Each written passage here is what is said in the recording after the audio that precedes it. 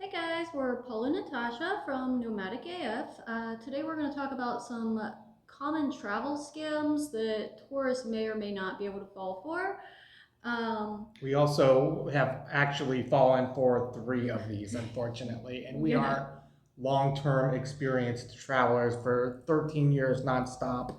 So anybody can fall for anybody these. can fall for these. We're not going to talk about three-card Monty scams or anything like that. We're going to talk about actual travel scams that we've seen posted on expat pages, and like you said, we've actually had happen to us as well. Most of these come from the expat groups we're a part of, or the Facebook groups for Mexico, or Facebook groups for whatever city we happen to be in Yeah. at the time, and then people bring these scams up that they've fallen for. So these are real life scams that people Yeah. continually fall for, including sadly us. So Yeah.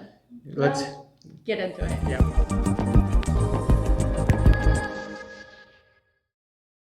Some other common scams that tourists fall for, including us on one more, is the sick baby scam on the street. It's Yeah. sad, but Tug at your heartstrings, yeah, man. they'll come up to you with a baby or a child. They will tell you it's sick. They'll tell you all the things that are wrong with it, and they just need one little medication. Sometimes they'll show you a prescription as well. Yeah, they will always. Yeah, they'll hold up an empty prescription bottle. It's, I mean, it's a scam. It sucks to say that, Yeah. but You can't help everyone. I mean, if you do want to help, there are fine. ways to help. Yeah. But just know that That is probably a you're scam. getting got. And if they see you again, it's going to be in every time they see you situation. Yep. So just be careful. Yep.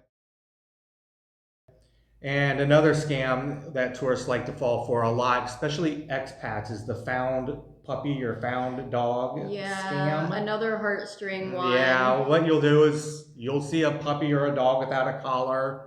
You'll take it in, you'll think you're doing the right thing. You'll put a post up on Facebook that says puppy found. Yeah. And the next thing you know, you have a local family coming at you who have no idea whose puppy this is or Yeah. where it's at.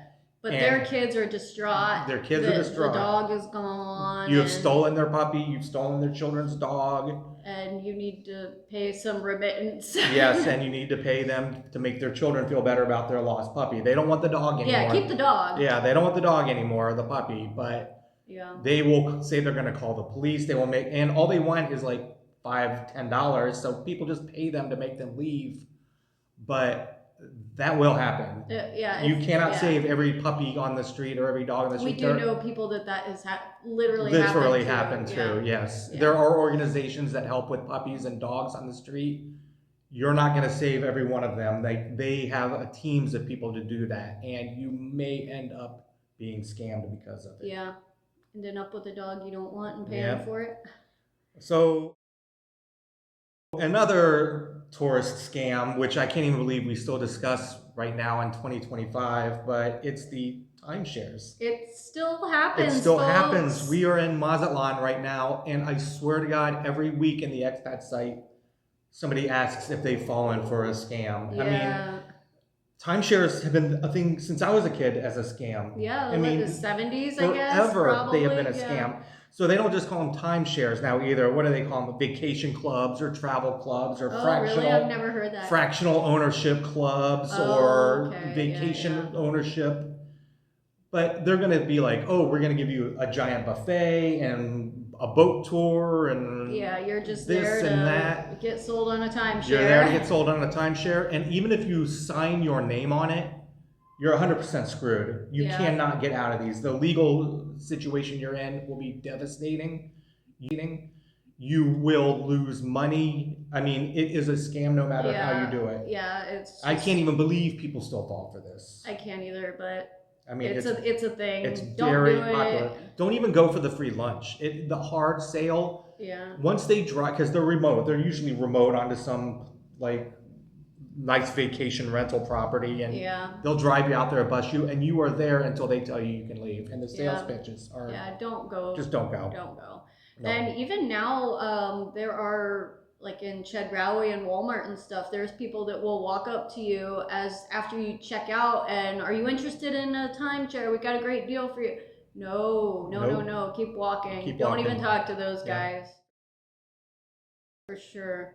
Another tourist scam that we hear of so many times, like all the time, in every city we're in, it's the ketchup scam or Oh my the gosh. mustard scam or the bird food scam. Or yeah, any kind of Any scam. stain on your clothes. What'll happen is when you're shopping, grocery shopping, or in the market, or even on the street, somebody will have a little squirt bottle of condiment, Yeah. ketchup, mustard, whatever, and squirt a little on your back. Yeah. Then their partner comes and says, Oh, let me help you clean that off. Yeah. And meanwhile, you're getting pickpocketed or your purse is getting stolen while you're distracted with this unfortunate event of ketchup on your clothes. Which you will have ketchup on your clothes. You will actually have ketchup on your clothes. But we hear it all the time, at least once a month. It is so common. If somebody tries to help you with a stain, just be aware of your surroundings. By that time, it's too late. Yeah. If you've let them touch you, if you've let them, you're missing stuff. I mean, they are that good. They're really Pickpockets, good. you will have no idea how good they are. What they even got anything from. Yeah, we'll get into that later. Yeah, because